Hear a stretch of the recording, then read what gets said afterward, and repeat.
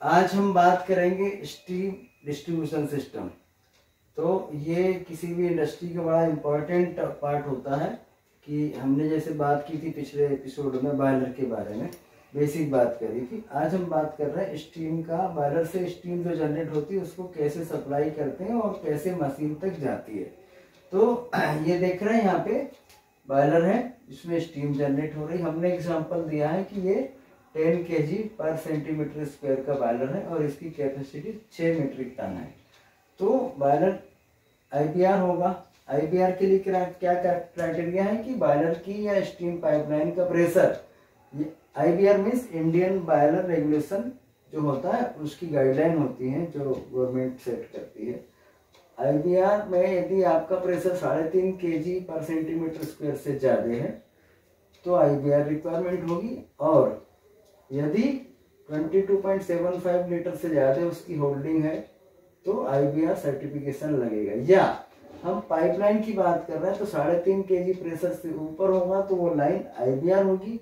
यदि उसका dia 254 mm से ज़्यादा होगा तो आईबीआर की रिक्वायरमेंट होगी। आईबीआर मीन्स क्या होता है कि जो भी यदि आईबीआर सर्टिफाइड हमें बॉयलर चाहिए या स्टीम पाइपलाइन चाहिए तो सारा जो सामान लगेगा, मटेरियल लगेगा, वाल लगेगा, पाइपलाइन लगेगी, बैंड लगेंगे, एनआरवी लगेगा, ये सारे आईबीआर अप्रूव्ड होना चाहिए। जो भी मैन्युफैक्चरर बनाएगा उसको आईबीआर से हर चीज को अप्रूव करा के देगा, वही इस आईबीआर पाइपलाइन में लगेगी। ठीक है।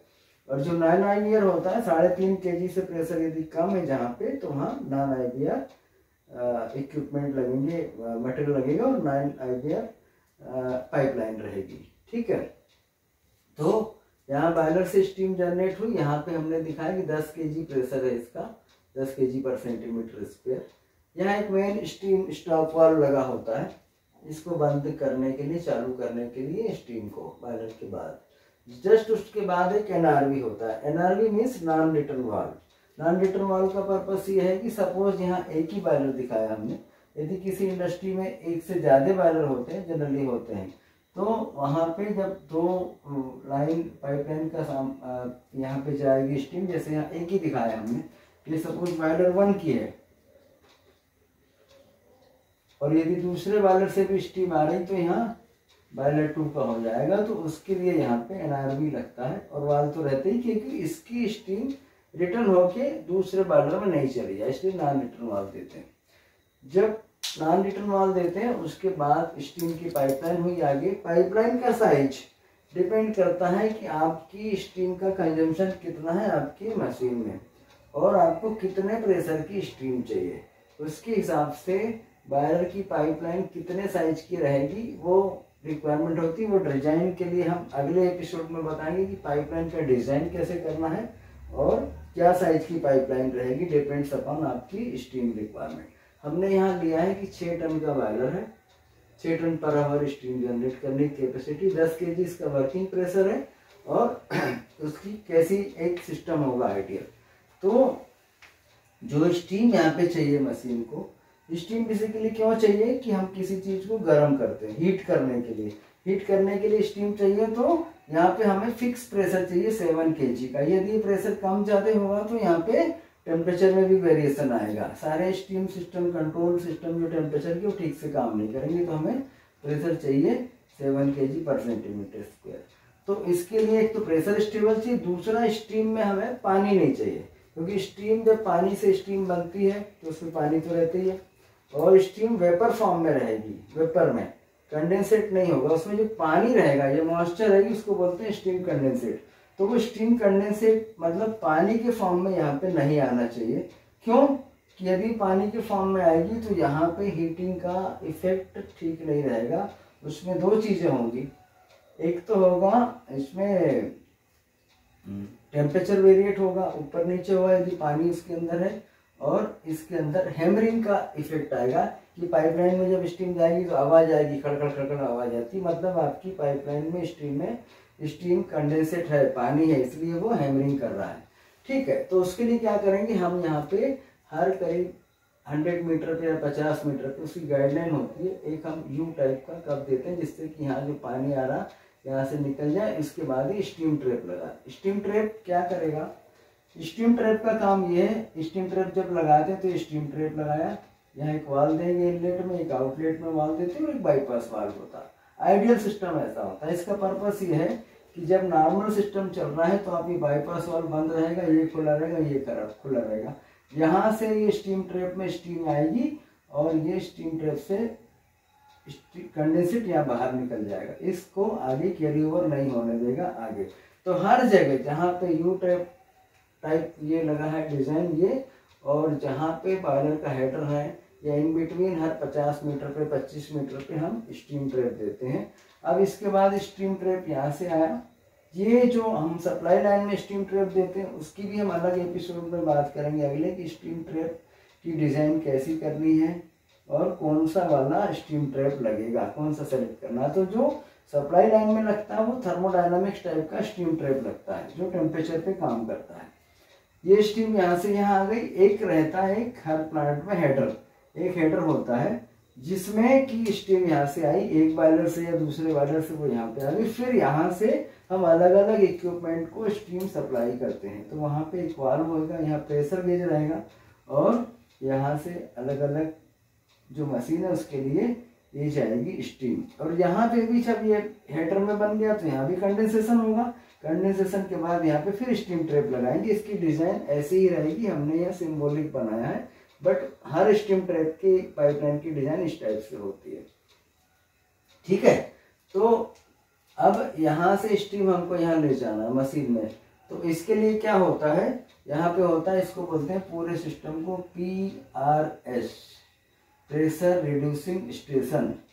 PRS का क्या काम है प्रेशर रिड्यूसिंग स्टेशन का, कि ये हमारा जो यहाँ से प्रेशर 10 kg का आ रहा, अब मुझे इस मशीन में 7 kg चाहिए, लेकिन जब यहाँ 10 kg आएगा तो बॉयलर क्या होता है, बॉयलर लोड और अनलोड होता है। मतलब पहले लोड पे आएगा, फायरिंग होगी, सपोज मैंने प्रेशर सेट कर दिया इसका 10 kg पे बंद होना है, 10 kg प्रेशर आ गया तो बंद होना, और 8 kg पे 9 kg पे 1 kg का डिफरेंस रखते हैं जनरली, 9 kg पे ये चालू होना है। तो यहाँ पे जो प्रेशर आएगा कभी 9 kg आएगा, कभी 10 kg आएगा, कभी 9.5 kg, लेकिन हमें प्रेशर यहाँ 7 kg चाहिए। तो उसके लिए क्या करेंगे, ये बॉयलर हेडर से एक वाल्व निकला जिसका आइसोलेशन वाल्व है, ये PRS1 है, प्रेशर रिड्यूसिंग स्टेशन 1। उसके अलावा यहाँ पे अलग अलग PRS लगे रहते हैं, प्रेशर रिड्यूसिंग स्टेशन 2, 3, जहाँ जहाँ जैसी रिक्वायरमेंट होगी। प्रेशर रिड्यूसिंग स्टेशन का काम क्या है कि यहाँ जो 10 kg पर सेंटीमीटर स्क्वायर की स्टीम आ रही, इसको हमें 7 kg चाहिए, ये स्टेबल चाहिए। इसका काम है 10 kg की स्टीम को 7 kg में कन्वर्ट करेगा। कैसे करेगा, सिस्टम कैसे होता है वो भी हम बात करेंगे। एक इनलेट आइसोलेशन वाल्व रहेगा, एक आउटलेट आइसोलेशन वाल्व रहेगा, या बीच में लगाएंगे हम PRV। PRV क्या होता है, pressure reducing station, pressure reducing station. ये प्रेशर रिड्यूसिंग स्टेशन जैसा नाम है, इसका काम है कि जो 10 kg का प्रेशर आ रहा है इसको वापस रिड्यूस करना है, रिड्यूसिंग स्टेशन 7 kg करना है। ये 10 को 7 कर देगा, लेकिन यदि प्रेशर पीछे से 6 kg आ रहा है तो ये उसको 7 नहीं कर सकता, रिड्यूस कर सकता, बढ़ा नहीं सकता। तो ये होता है। इसकी डिजाइन कैसी होती है, कैसे वर्क करता, हम इस पे बात करेंगे अगले एपिसोड में। पहले बेसिक चीज समझते हैं। तो प्रेशर रिड्यूसिंग स्टेशन हो गया, इनलेट आइसोलेशन वाल्व हो गया, आउटलेट आइसोलेशन वाल्व हो गया। फिर क्या करेंगे, यहाँ पे प्रेशर देखना रहेगा, तो यहाँ एक प्रेशर गेज लगा रहेगा। इनपुट का प्रेशर कितना है PRV के पहले, PRV के आउटपुट में प्रेशर कितना, उसके लिए एक प्रेशर गेज रहेगा। तो यहाँ पे 10 kg प्रेशर रहेगा, यहाँ से अब 7 kg प्रेशर रहेगा।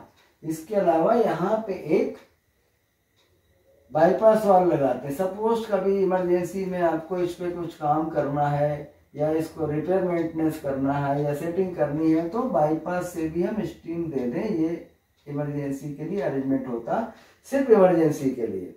तो ये होगा, प्लस आपका सिस्टम काम कर रहा है, लेकिन सेफ्टी के लिए यहाँ पे एक सेफ्टी वाल्व होता है। यदि किसी कारण से प्रेशर 7 kg से ऊपर हो गया तो हम यहाँ एक सेफ्टी वाल्व लगाएंगे कि जैसे 7.5 kg हो गया, 8 kg हो गया, ये सेफ्टी वाल्व अपने आप खुल जाएगा और यहाँ पे इस इक्विपमेंट में स्टीम प्रेशर 7 kg से ऊपर जाने नहीं देगा। तो ये एक आइडियल सिस्टम हो गया, ऐसा होगा। इसके बाद इक्विपमेंट में स्टीम गई, यहाँ पे उसने हीटिंग किया, ये हीट एक्सचेंजर है इसको, और यहाँ से प्रोडक्ट आ रहा है 30 डिग्री का प्रोडक्ट आ रहा है जिसको हमको 180 डिग्री सेंटीग्रेड करना है।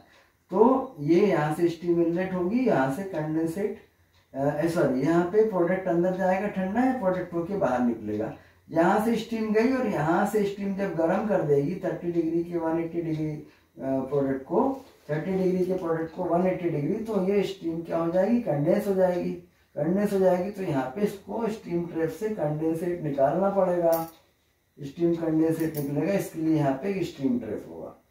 जहाँ हमने बताया था कि पूरे डिस्ट्रीब्यूशन सिस्टम में, सप्लाई सिस्टम में थर्मोडायनामिक टाइप के स्टीम ट्रैप लगते हैं, लेकिन यदि कहीं हीट एक्सचेंजर है तो यहाँ पे लगेगा फ्लोट टाइप का स्टीम ट्रैप। इसकी हम बात करेंगे अगले एपिसोड में कि कैसे स्टीम ट्रैप लगाना है, कौन सा टाइप का स्टीम ट्रैप कहाँ पे लगेगा, किस साइज की पाइपलाइन रहेगी। तो ये हो गया हमारा एक आइडियल स्टीम डिस्ट्रीब्यूशन सिस्टम। तो हमें उम्मीद है कि ये चीज़ें आपको समझ में आई होंगी। हर इंडस्ट्री में ये चीज़ें होती हैं और आपके काम की होती हैं। तो वर्किंग, इसकी वर्किंग कैसे होगी ये हम बात करेंगे अगले एपिसोड में, और स्टीम ट्रैप के बारे में। तो ऐसे ही हमारे वीडियो को देखते रहिए, लाइक करते रहिए और हमारे चैनल को सब्सक्राइब करते रहिए। हम आपको इसी टाइप से अच्छी अच्छी काम की जानकारी कंटिन्यूस देते रहेंगे। थैंक यू यूट्यूब, और थैंक यू आपका कि आप हमारे चैनल को इस तरीके से लाइक कर रहे हैं। धन्यवाद, थैंक यू।